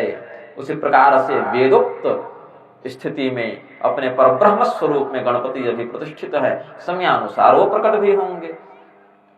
और ये जो हाथी का स्वरूप लगा उनके मस्तक के ऊपर, हाथी का जो मस्तक लगा भगवान गणेश के मस्तक के स्थान पर, कोई भी घटना घटित इसीलिए होती है क्योंकि वेद भगवान उसका संकेत करते हैं। कौशिक रामायण का रहस्य बता रहा हूं। कोई भी घटना इस संसार में घटित हो रही है तो इसीलिए हो रही है क्योंकि पूर्व काल में वेद भगवान ने वह निर्देश दिया है। जैसे हम घर बनाने से पहले नक्शा बनाते हैं, उस नक्शे के आधार पर हम घर का निर्माण करते हैं, वैसे ही इस संसार रूपी रचना को करने से पहले वेद रूपी नक्शा बनाना पड़ता है। हालांकि बनाना भी सही शब्द नहीं है क्योंकि वो तो बना बनाया है, नित्य है, अपौरुषेय है, लेकिन वेद रूपी नक्शे के आधार पर सृष्टि का प्रवर्तन होता है। वेदों में जो वर्णित बातें हैं उन्हीं को चरितार्थ करने के लिए भगवान बार बार अवतार लेकर अलग अलग कृत्य करते हैं। वेदों में गंगा का नाम भागीरथी है, तो भागीरथी क्यों नाम है गंगा का? भगीरथ लाए इसीलिए भागीरथी नाम है। तो भगीरथ जी जब गंगा लाएंगे तब ना भागीरथी नाम पड़ेगा, तब ना वेदों में भागीरथी नाम लिखा जाएगा कि पहले ही लिख दिए। जब भगीरथ जी गंगा को लाएंगे तब तो भागीरथी नाम पड़ेगा, तब ना वेद में लिखा जाएगा। तो वेद तो कोई लिख नहीं सकता, वो तो अपौरुषेय है। तो कौशिक रामायण में विश्वामित्र जी ने कहा कि यहाँ पर व्यक्ति उल्टा सोचता है। व्यक्ति को क्या लगता है कि वेदों में भगवती गंगा का नाम भागीरथी इसीलिए है क्योंकि भगीरथ जी लेकर आए तो बाद में भागीरथी नाम रख दिया गया। ऐसा नहीं, वेदों में पहले से भागीरथी नाम है, इसीलिए भगीरथ ही उस नाम को चरितार्थ करने के लिए लाने में समर्थ हो सके, ये रहस्य है। वेदों में भगवती गंगा का नाम भागीरथी है, इसीलिए भगीरथ ही लाने में सफल हो सके। शत्रुघ्नो लवणांतकः, वो वेदों ने कहा शत्रुघ्न जी लवणासुर का वध करेंगे, इसीलिए शत्रुघ्न ही इसमें समर्थ हो सके। तो भगवान श्री रामचंद्र जी क्या समर्थ नहीं हो सकते थे? हो सकते थे, किंतु वेदों में वह निर्दिष्ट बात नहीं है। उसी प्रकार से वेदों में वर्णन है अथर्व शीर्षादि में, एकदंतं चतुर्हस्तं पाशमंकुशधारणं रदं च वरदं हस्तर्विभ्राणं मूषकध्वजं रक्तं लंबोदरं शूर्पकर्णकं रक्तवाससं रक्तगंधानुलिप्तांगं रक्तपुष्पैः सुपूजितं भक्तानुकंपिनं देवं जगत्कारणमच्युतं आविर्भूतं च सृष्ट्यादौ प्रकृतेः पुरुषात्परम् एवं ध्यायति यो नित्यं स योगी योगिनां वरः। नमो व्रातपतये नमो गणपतये नमः प्रमथपतये नमस्तेस्तु लंबोदराय एकदंताय विघ्न विनाशिने शिवसुताय श्रीवरदमूर्तये नमः। संपूर्ण अथर्व शीर्ष का तो ऐसे पाठ करना सार्वजनिक रूप से निषिद्ध होता है, लेकिन स्वरूप की व्याख्या के लिए हमने इतने अंश का प्रकाशन किया है क्योंकि उस अंश का स्वरूपतः प्रकाशन करना शास्त्र निर्दिष्ट दृष्टांत के आधार पर आवश्यक होता है। इसीलिए जितने अंश में उस दृष्टांत को समझाने के लिए वेदोक्त मंत्रों का या आख्यानों का आश्रय लेना पड़े, उसमें दोष नहीं है। ऐसे सार्वजनिक अनधिकारी के सामने संपूर्ण वेद मंत्रों का, उपनिषदों का, संहिताओं का, सूक्तों का पाठ निषिद्ध माना गया है। तो हमने ध्यान परक अंश को उद्धृत मात्र किया है। नमो व्रातपतये नमो गणपतये नमः। इस मंत्र के अंत में कहा शिव सुताय श्री वरद मूर्तये नमः। भगवान वरद मूर्ति गणपति शिव पुत्र हैं, शिव सुत हैं, ये वेदों ने वर्णित कर रखा है। इसीलिए शिव पुत्र के रूप में गणपति का अवतार हुआ। शिव जी के पुत्र बने इसीलिए वेदों में लिखा गया, ऐसा नहीं। वेदों में लिखा है इसीलिए शिव जी के पुत्र के रूप में वो आए। और ध्यान में क्या कहा? आविर्भूतं च सृष्ट्यादौ प्रकृतेः पुरुषात् परम। प्रकृति और पुरुष, जड़ और चेतन दोनों से परे गणपति हैं, जो सृष्टि के प्रारंभ में ही अपना स्वरूप प्रकट कर चुके थे। और भगवान महादेव का भगवती पार्वती से लोक दृष्टि में विवाह तो सृष्टि के बहुत बाद हुआ है, सृष्टि के प्रवर्तन के बहुत बाद हुआ है। क्योंकि भगवती और भगवान का विवाह जब हुआ, उससे पहले कामदेव भस्म हो चुके थे, उससे पहले तारकासुर का जन्म हो चुका था, उससे पहले दक्ष प्रजापति के यज्ञ का विध्वंस हो चुका था, बहुत कुछ हो चुका था। भगवान गणपति परब्रह्म रूप में आविर्भूतं सृष्ट्यादौ प्रकृतेः पुरुषात् परम। इसीलिए उनके उसे परब्रह्म स्वरूप का ध्यान करते हुए शिव पार्वती के विवाह में गणपति पूजन भी कराया गया। इसमें कोई लौकिक दृष्टि से संदेह नहीं करना चाहिए। इन शास्त्रीय रहस्यों को समझ कर ही धर्म शास्त्रों को पढ़ना चाहिए, उनके कथानकों का व्याख्यान करना चाहिए। समयानुसार देवसेना नायक षणमुख भगवान सुब्रह्मण्य का जन्म हुआ, जिनको हम कार्तिकेय भी कहते हैं। उनके दो नाम प्रसिद्ध हैं, सुब्रह्मण्य और स्कंद। कार्तिकेय नाम पड़ा जब कृत्तिकाओं ने उनको अपने पुत्र के रूप में स्वीकार किया है, तो कार्तिकेय नाम पड़ा। भगवान कार्तिकेय ने अपने दिव्य पराक्रम का प्रदर्शन करते हुए तारकासुर एवं महिषासुर, इन दो राक्षसों का वध किया है। ये दूसरा वाला महिषासुर है। एक महिषासुर को भगवती ने मारा है, दुर्गा देवी ने, जो प्रसिद्ध है, जो रंभ का पुत्र था। ये महिषासुर दूसरा है। भगवान कार्तिकेय के द्वारा इन दोनों के वध का विस्तार से वर्णन महाभारत में, स्कंद पुराण आदि में और कुछ मात्रा में विष्णु धर्मोत्तर पुराण आदि में भी संकेतित है। अब हम आगे की कथा की ओर बढ़ते हैं। भगवान शिव भगवती पार्वती के साथ कैलाश पर्वत पर विराजमान हैं। भगवती पार्वती अत्यंत संकोच के साथ एक दिन भगवान महादेव से प्रश्न करती हैं। संकोच इसीलिए क्योंकि पूर्व जन्म में भगवती सती के रूप में वे भगवान श्री रामचंद्र जी की परीक्षा लेने का दुराग्रह कर चुकी हैं। इसीलिए इस बार संकोच हो रहा है कि अगर दोबारा उसी विषय में कुछ प्रश्न करूंगी तो भगवान कहीं क्रुद्ध न हो जाएं। इसीलिए भगवान के कथानक को अत्यंत श्रद्धा पूर्वक श्रवण करने की जिज्ञासा रखने वाली, इच्छा रखने वाली भगवती पार्वती ने भगवान महादेव के पास जाकर बड़ा सुंदर प्रश्न किया। हमें श्री राम तत्व का आप निदर्शन कराएं, दिग्दर्शन कराएं। जो श्री रामचंद्र जी की माया मुझे व्याप्त करती थी, जो श्री रामचंद्र जी की माया के वशीभूत होकर हमने भगवान की ही परीक्षा लेने का दुराग्रह किया, पुनः आपने हमारा मानसिक परित्याग किया। अपने ही पिता दक्ष प्रजापति के यज्ञ में हमारा देहावसान हुआ। प्रभु, वही मैं पुनः पूछना चाहती हूँ आपसे। प्रथम जो मैं पूछा सोई कहूँ, जो मो पर प्रसन्न प्रभु वह हूँ। राम ब्रह्म चिन्मय अविनाशी, राम ब्रह्म चिन्मय अविनाशी। सर्वरहित सब उर पुरवासी, सर्वरहित सब उर पुरवासी। नाथ धरेवो नरतन के हेतु, नाथ धरेवो नरतन के हेतु। मोहि समुझाई कहु वृषकेतु मोहि समुझाए वृषकेतु। उमा बचन सुने परम विनीता, उमा बचन सुने परम विनीता। राम कथा पर प्रीति पुनीता, राम कथा पर प्रीति पुनीता। दो बातें प्रधानता से जानने की इच्छा व्यक्त करती हैं देवी पार्वती। भगवान श्री रामचंद्र जी जो परब्रह्म हैं, चिन्मय हैं, जो आदि अंत से रहित हैं, अजन्मा अविनाशी हैं, ऐसा कौन सा कारण था प्रभु कि उन्होंने मनुष्य शरीर को धारण किया। परब्रह्म को तो किसी भी कर्तव्य में नहीं बांधा जा सकता, किसी भी प्रारब्ध में नहीं बांधा जा सकता, किसी भी काल में नहीं बांधा जा सकता कि परब्रह्म इसी काल तक सीमित हैं या इसी स्थान तक सीमित हैं या इतनी शक्ति से सीमित हैं या उनको यह करना ही करना है, इसके लिए उन्हें विवश होना पड़ेगा, ऐसा तो कुछ नहीं है। फिर हमें समझाकर कहें कि भगवान परब्रह्म ने श्री रामचंद्र जी के रूप में मनुष्य शरीर क्यों धारण किया। इस बार जब भगवती उमा ने प्रश्न किया तो भगवान शिव समझ गए कि इनके हृदय में अब जाकर वास्तव में भक्ति का उदय हुआ है। मतलब अब ये उस परम ज्ञान को, उस राम कथा को धारण करने की अधिकारिणी हो गई हैं। पूछ देना बड़ी बात नहीं, प्रश्न तो कोई भी करता है।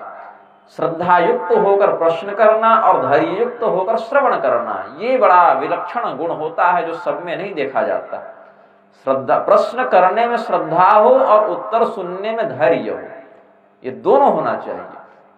हमारे पास सैकड़ों लोग प्रश्न करते रहते हैं, शास्त्र में यह क्यों है, यह क्यों है, ऐसा में क्या, ऐसे में क्या, प्रश्न करते हैं। कुछ लोगों के पास श्रद्धा नहीं होती, टाइम पास के लिए पूछ लेते हैं कि चलो पूछ लेते हैं। कुछ लोग परीक्षा लेने के लिए पूछते हैं कि कितना पढ़े हैं, कुछ लोग ऐसे भी होते हैं। कुछ लोग परीक्षा लेने के लिए तो नहीं पूछते, जानने के लिए पूछते हैं, लेकिन धैर्य नहीं होता उनमें, समझने के लिए समय नहीं दे सकते। तो ऐसे प्रश्नकर्ता, ऐसे प्रश्न बड़े दुर्लभ हैं जिनके प्रश्न में श्रद्धा भी दिख जाए और जिनके अंदर उत्तर को समझने का या सुनने का धैर्य भी हो। तो भगवती पार्वती को जब भगवान महादेव ने यह प्रश्न करते हुए देखा, समझ गए इनके अंदर श्रद्धा भी है, इनके अंदर धैर्य भी है। उन्होंने कहा कि पार्वती, भगवान के अवतार का जो सर्व सामान्य उद्देश्य है, जो हर एक अवतार पर लगभग लागू होता है, केवल रामावतार नहीं, सामान्य दृष्टि से देखें तो प्रत्येक बार जब भी भगवान किसी भी रूप में अवतार लेते हैं तो उनके अवतार का जो उद्देश्य है वह है जब जब होई धर्म कै हानि, जब जब होई धर्म कै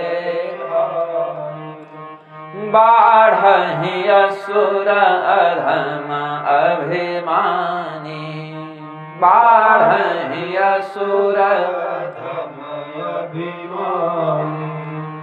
करहि अनीति जाई नहीं बरनी, करहि अनीति जाई नहीं बरनी। सीदहि विप्रधेनु सुरधरनी, सीदहि विप्रधेनु सुरधरनी। तब तब प्रभु धरि विविध शरीरा, तब तब प्रभु धरि विविध शरीरा। हरहि कृपा निधि सज्जन पीरा, हरहि कृपा निधि सज्जन पीरा। सामान्य जो भगवान का उद्देश्य है अवतार का वह यही है, यदा यदा हि धर्मस्य ग्लानिर्भवति भारत, जब जब होय धर्म के हानि। धर्म क्या है?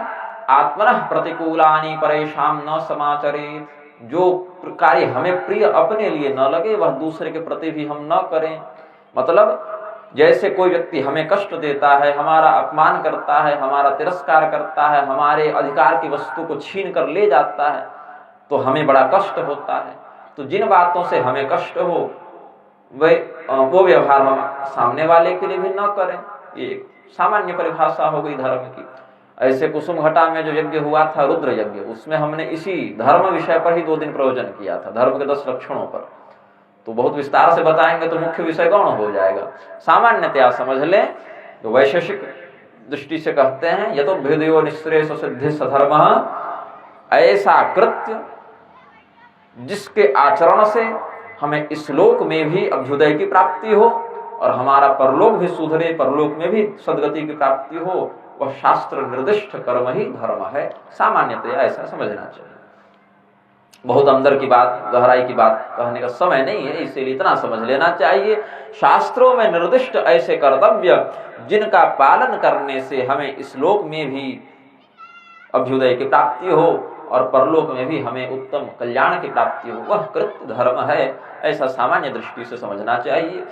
जब आसुरी शक्तियों से युक्त तत्वों का बाहुल्य हो जाता है, धर्म की हानि होने लगती है, अन्याय बहुत बढ़ जाता है, पृथ्वी बड़ा कष्ट पाती है, तब अपने भक्तों पर, सत्पुरुषों पर, सदाचारी जनों पर कृपा करने के लिए भगवान अलग अलग शरीरों में आते हैं। तब तब प्रभुधरि विविध शरीरा। केवल भगवान श्री रामचंद्र जी की बात नहीं करते, जितने भी अवतार होते हैं भगवान के, उनके पीछे प्रधान उद्देश्य यही रहता है। अब राम जन्म का क्या कारण है, इसके लिए थोड़ा और स्पष्ट कर दिए। असुर मारि थापहि सुरन, राखहि निज श्रुति सेतु, जग विस्तारहि विशद जस, राम जन्म कर हेतु। असुर मारी, आसुरी संपदा वाले लोगों का नाश करके, थापहि सुरन, दैवी संपदा से युक्त जनों की स्थापना करके, राखहि निज श्रुति सेतु, वेद की जो मर्यादा है, वैदिक मार्ग है, वैदिक यात्रा है, उसका पुनः संस्थापन करने के लिए, उसकी पुनः प्रतिष्ठा करने के लिए, साथ ही इस संसार में अपनी पवित्र कीर्ति का विस्तार करने के लिए, ताकि लोग कहीं सुनहि जगावहि, कहीं सुने गान करें और अपने कल्याण को प्राप्त करें। इसके लिए अपनी विमल कीर्ति का प्रसार करना भगवान श्री रामचंद्र जी के जन्म का उद्देश्य है। भगवान श्री रामचंद्र जी के जन्म के, अवतार के, जन्म शब्द भी अगर लगे तो उस जन्म को सामान्य नहीं समझना चाहिए। जनि प्रादुर्भाव इत्यादि का अर्थ लेना चाहिए कि प्रादुर्भाव हुआ भगवान का तो जन्म कह देते हैं हम अपने अनुसार समझने के लिए। यद्यपि भगवान तो अजन्मा है, जन्म लेते नहीं, लेकिन हम चूंकि इतने बार जन्म ले चुके हैं कि वो शब्द दृढ़ हो गया है हमारे संस्मरण में, तो कहते हैं कि भगवान ने जन्म ले लिया। इसीलिए जन्माष्टमी मनाते हैं, भगवान श्री कृष्ण चंद्र जी की जन्माष्टमी मनाते हैं। भगवान जन्म थोड़ी लिए हैं, प्रकट हुए हैं। देवक्यांग देवरूपिणीयांग विष्णु सर्वगुहाशय, आविरासित यथा प्राच्यांग दिशिंदुरिव पुष्कलः, तमद्भुतं बालकमंबुजक्षणं चतुर्भुजं शंख गदारुदायुधम्। तो भगवान श्री कृष्ण चंद्र भी प्रकट हुए, जन्म नहीं लिए। भगवान श्री रामचंद्र जी भी भय प्रकट कृपाला दीन दयाला, जन्म नहीं लिए, बस सामने अपने आप को प्रकट कर दिया, प्रकाशित कर दिया, प्रत्यक्ष कर दिया। फिर भी हम मनुष्य लोक व्यवहार में समझने के लिए जन्म शब्द का प्रयोग कर देते हैं। यही कारण है भगवान को विशेष रूप से बताना पड़ा, जन्म कर्म चमे दिव्यम एवं यो वेत्ति तत्वतः।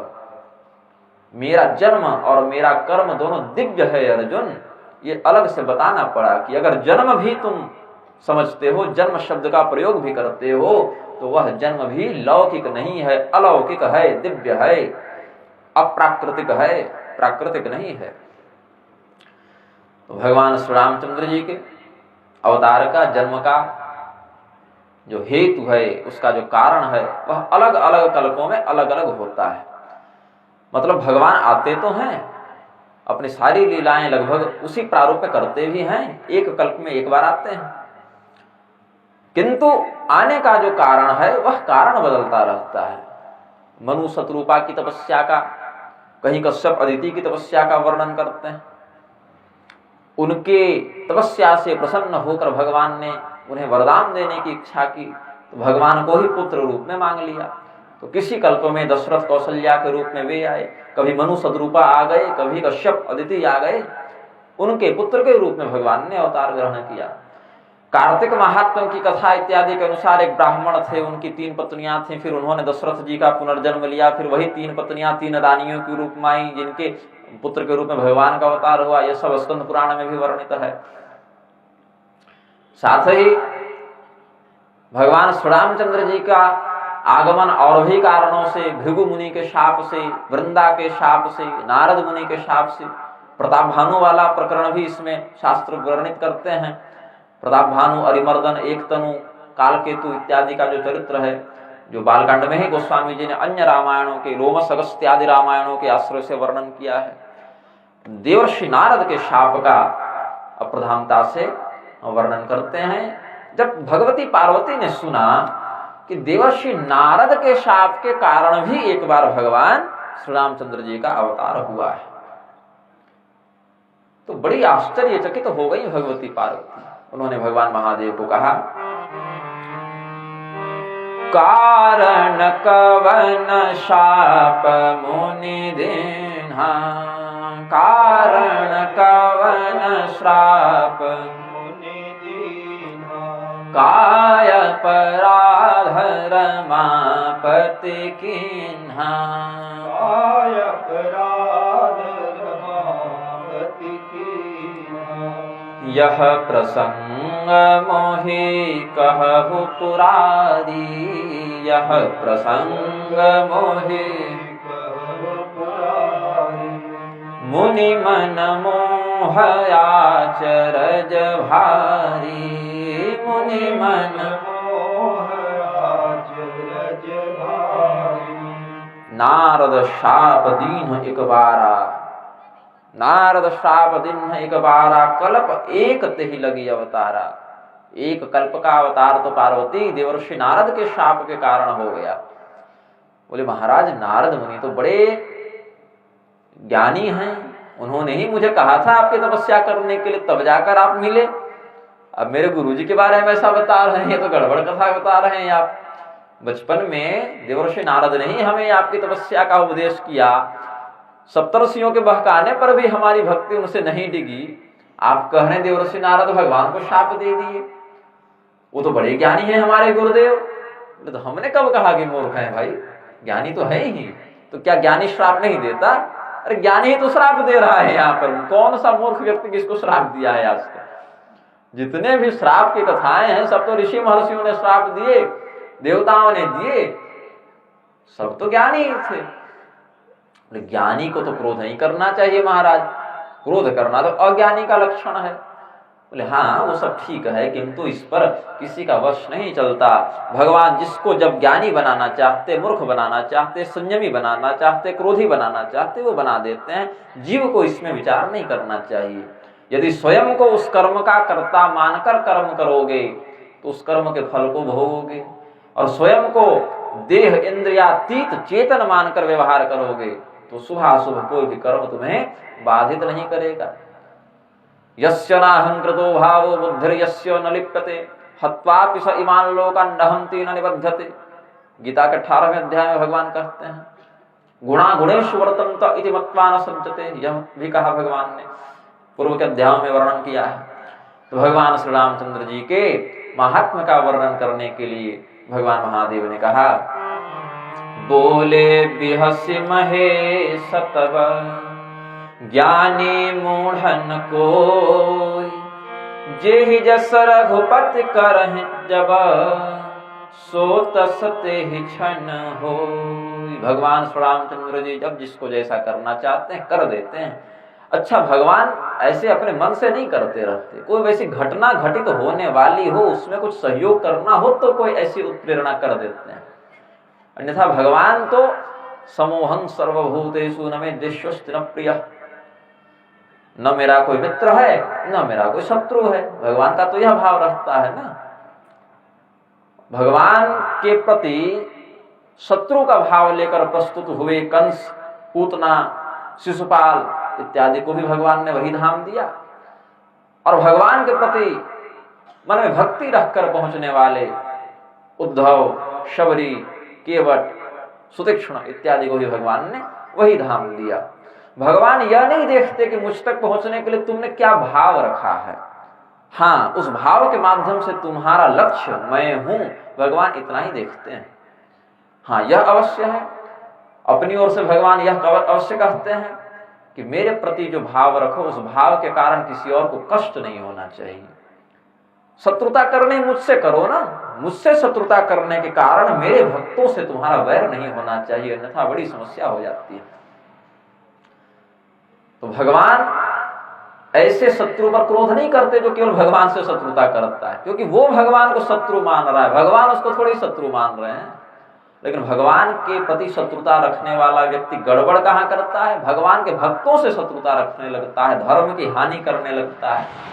शत्रुता भगवान से रखेगा और गौवध करेगा, विप्रवध करेगा, यज्ञ की हिंसा करेगा, वेद की मर्यादा का विखंडन करेगा, तब दिक्कत हो जाती है।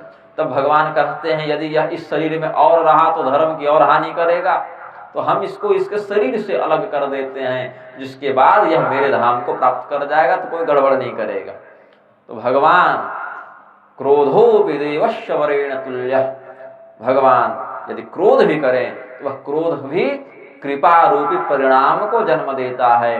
भगवान का क्रोध भी वास्तव में अहित न करके परम मंगलकारी हो जाता है।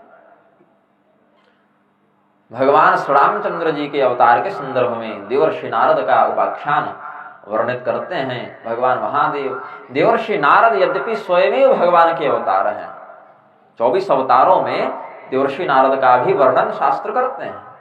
और देवर्षि नारद पूर्व जन्म में एक दासी के पुत्र थे, उससे पूर्व जन्म में गंधर्व कुल में थे।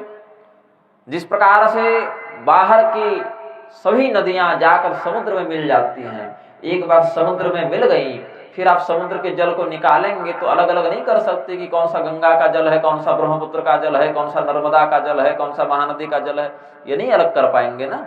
वो समुद्र का ही जल कहलाएगा। बाहर से कोई जीव जगत का व्यक्ति अगर परब्रह्म में अपने मूल तात्विक रूप में विलीन हो जाए तो आप फिर अलग उसको नहीं कर सकते।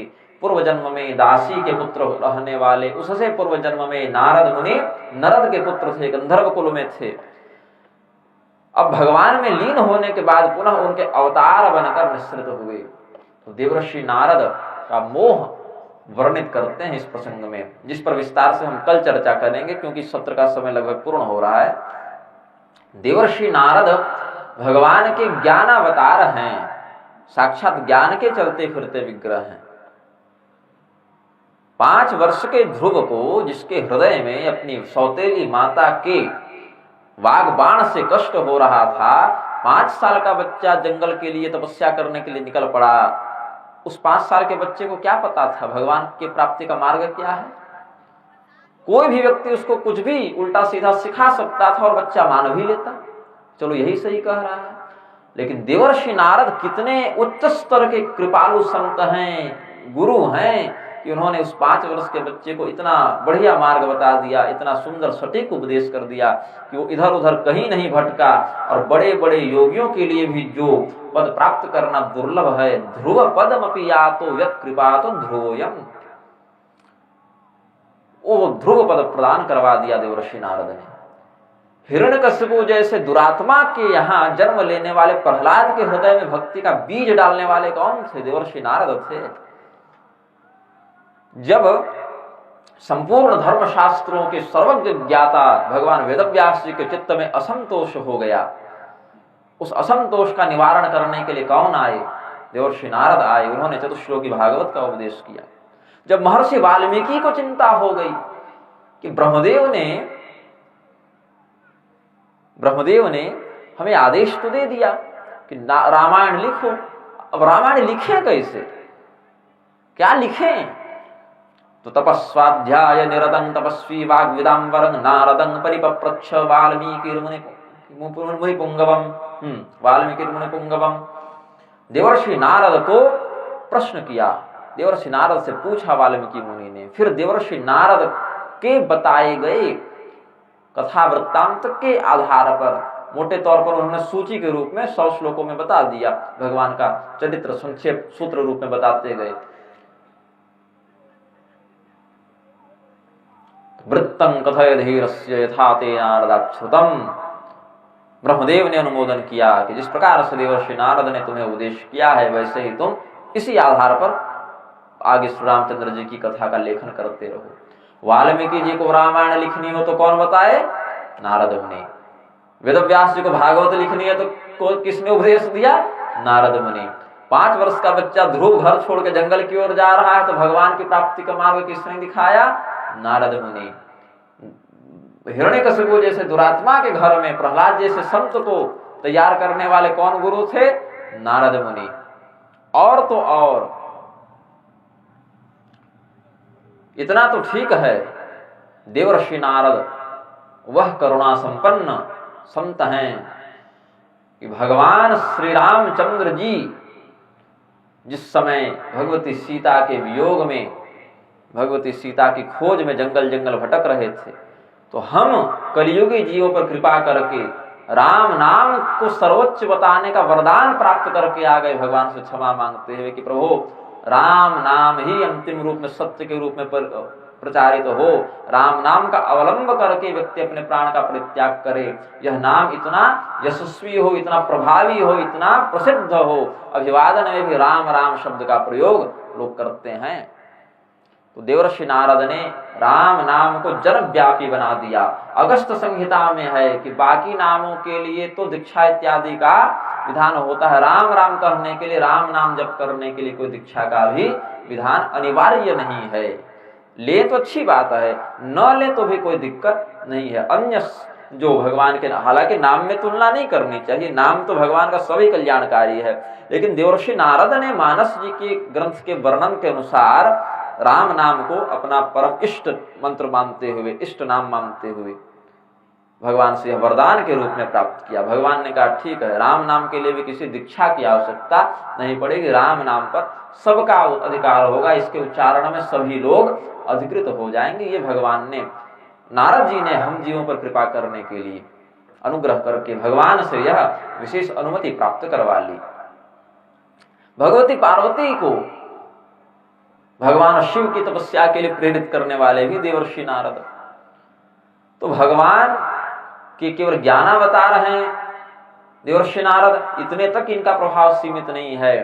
जहां पर एक और सभी असुर देवताओं को, ऋषियों को, यज्ञ की मर्यादाओं को नष्ट करने का प्रयास करते रहते थे, कष्ट देते रहते थे, वहीं पर देवर्षि नारद के ऊपर कभी उन्होंने कुछ दुर्व्यवहार नहीं किया।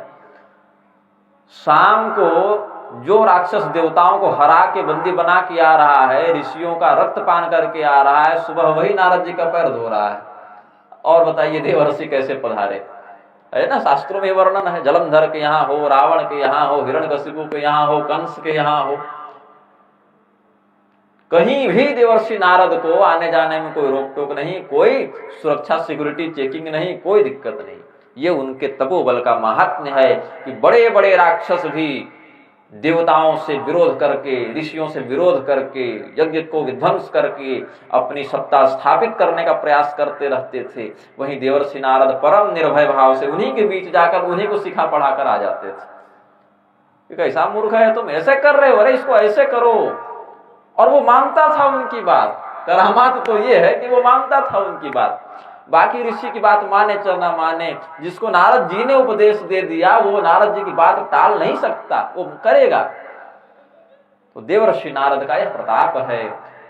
सभी भक्तों के हृदय में वास करने वाली भक्ति भगवती जब कष्ट में थी, ज्ञान वैराग्य को क्षीण देखकर जब भक्ति भगवती को कष्ट हुआ, तो भक्ति के कष्ट को दूर करने के लिए देवर्षि नारद आए।